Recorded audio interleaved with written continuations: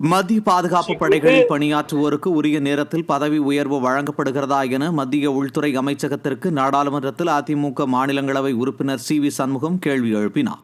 நாடாளுமன்றத்தில் அதிமுக நாள்தோறும் பல்வேறு துறைகள் குறித்து நுணுக்கமான அடுக்கடுக்கான கேள்விகள் எழுப்பி வருவதாகவும் இதன் மூலம் பல்வேறு துறை சார்ந்த சந்தேகங்கள் எளிதில் தீர்வதாகவும் மக்கள் பாராட்டி வருகின்றனர்.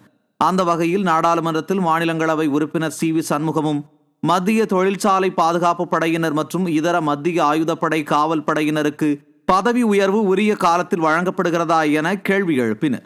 மேலும் அப்படி வழங்கப்படவில்லை என்றால் அதற்கான காரணம் குறித்தும் அவர்களுக்கு பதவி உயர்வு குறித்த காலத்தில் வழங்க மத்திய அரசு எடுத்து வரும் நடவடிக்கைகள் குறித்தும் அதிமுக மாநிலங்களவை உறுப்பினர் சி.வி. சண்முகம் கேள்வி கணைகளை தொடுத்தார்.